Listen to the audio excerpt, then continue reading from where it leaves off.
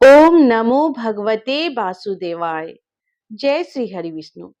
आप सभी को योगिनी एकादशी की बहुत बहुत शुभकामनाएं।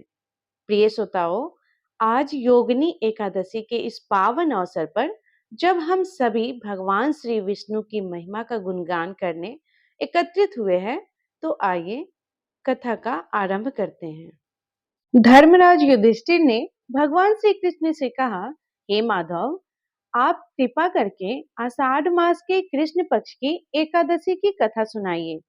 इस एकादशी का नाम तथा महात्म क्या है? श्री कृष्ण ने कहा, हे पांडुपुत्र, आषाढ़ माह के कृष्ण पक्ष के एकादशी का नाम योगिनी एकादशी है। इसके व्रत से सभी पाप नष्ट हो जाते हैं।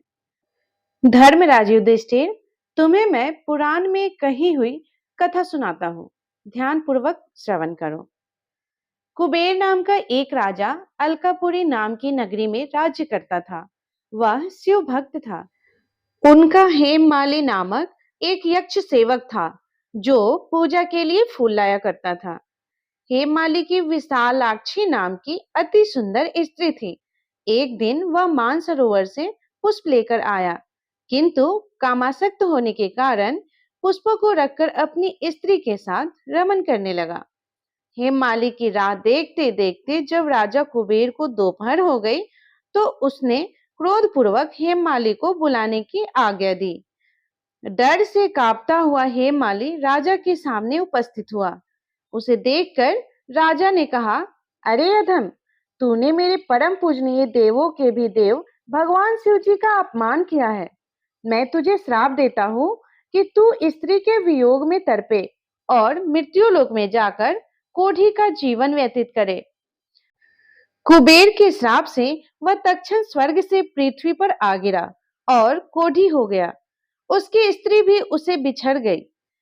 मृत्यु लोक में आकर उसने अनेक भयंकर कष्ट भोगे, किंतु शिव जी की कृपा से उसकी बुद्धि मलिन न हुई और उसे पूर्व जन्म की भी सुध रही।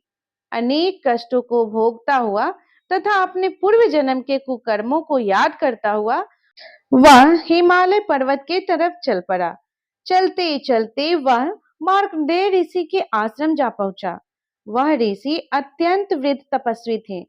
ऋषि को देखकर हेममाली वहां आ गया और उन्हें प्रणाम करके उनके चरणों में गिर पड़ा। हेममाली को देखकर मार्कंडेय ऋषि ने कहा, तूने कौन से निकृष्ट कर्म किए हैं जिससे तू कोढ़ी हुआ और भयानक कष्ट भोग रहा है? महर्षि की बात सुनकर हेममाली ने संपूर्ण वृत्तांत सुनाया और रोने लगा। फिर मार्कंडेय ऋषि ने कहा, हे हेममाली, तूने मेरे सम्मुख सत्य वचन कहे हैं, इसलिए मैं तेरे उद्धार के लिए एक व्रत बताता हूँ। यदि तू आषाढ़ माह के कृष्ण पक्ष के योगिनी नामक एकादशी का विधान पूर्वक व्रत करेगा, तो तेरे सभी पाप नष्ट हो जाएंगे। महर्षि के वचन सुन हेममाली अति प्रसन्न हुआ और उनके वचनों के अनुसार योगिनी एकादशी का विधान पूर्वक व्रत करने लगा।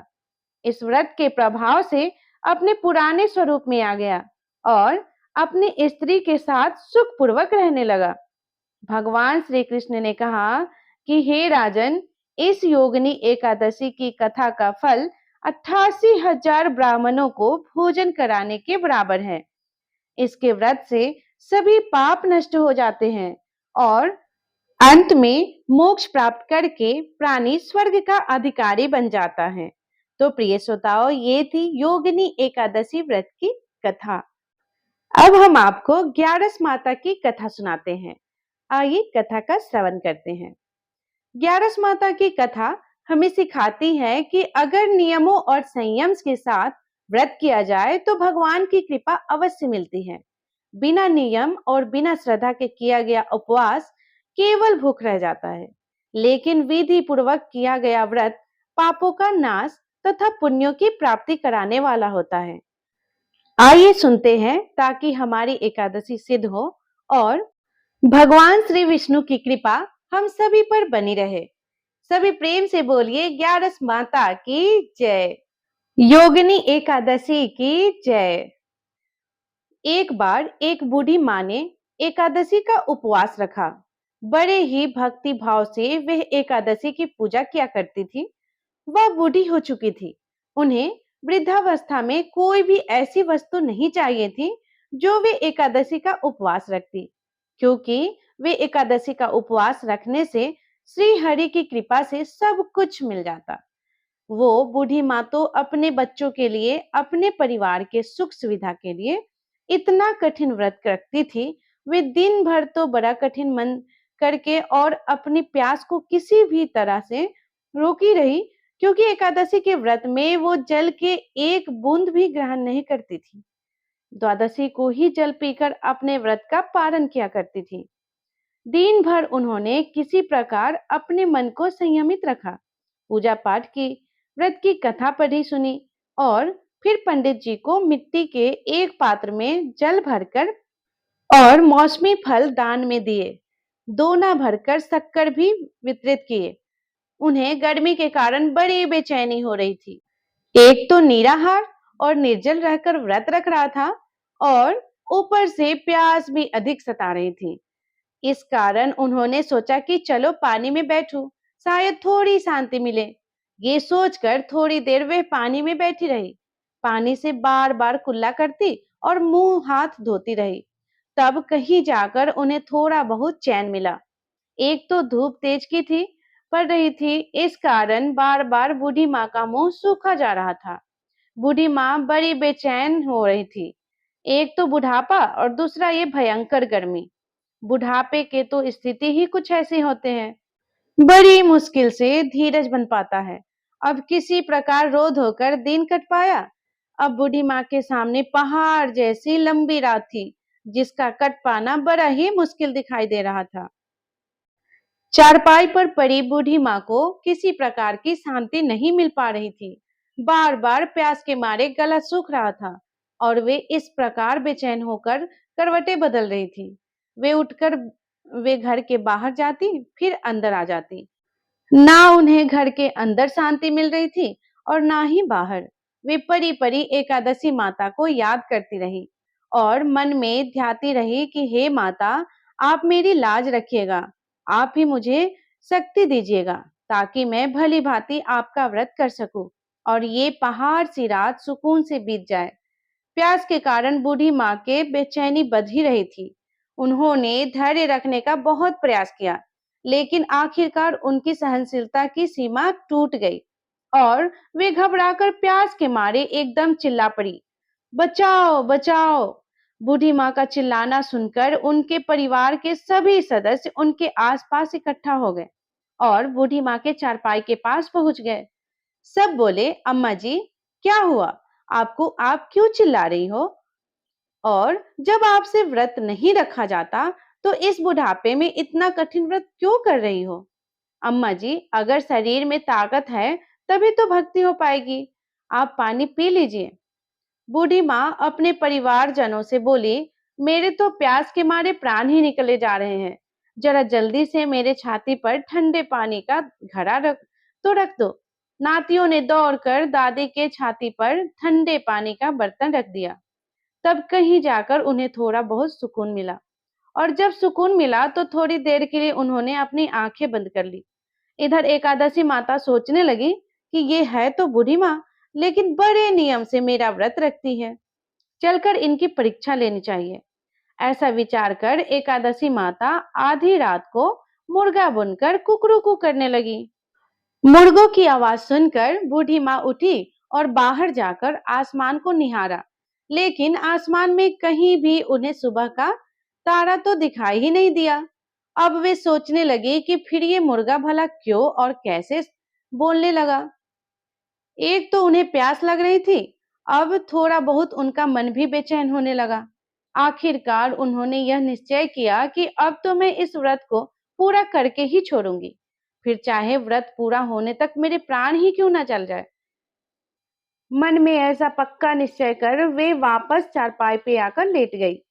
थोड़ी देर बाद एकादशी माता ने उनकी फिर से परीक्षा लेनी चाहिए, तो वे एक छोटी सी कन्या का रूप धरकर गिलास में मीठा पानी लेकर उनके सिराने खड़ी हो गई और जोर से बोली, दादी जी, सवेरा हो गया, आप हाथ मुंह धोकर शरबत पी लीजिए। पहले तो शरबत का भरा हुआ गिलास देखकर बूढ़ी माँ का मन ललचाने लगा। प्यास के मारे गला जो सूख रहा था, किंतु अचानक उन्हें याद आया कि मेरा तो एकादशी का उपवास है। फिर उन्होंने सोचा कि अभी तो वे किसी भी तरह के शरबत नहीं पी सकती हैं, और फिर वे चुपचाप वापस अपने चारपाई पे लेट गई।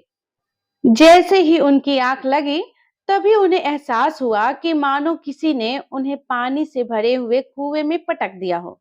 वे बहुत देर तक उस कुएं में हाथ पांव चलाती रही, लेकिन इस बीच उन्होंने अपने मुंह में पानी की एक बूंद नहीं जाने दी, क्योंकि उनका एकादशी का उपवास जो था, और वे ये निश्चय के साथ अपने व्रत का पालन करती रही।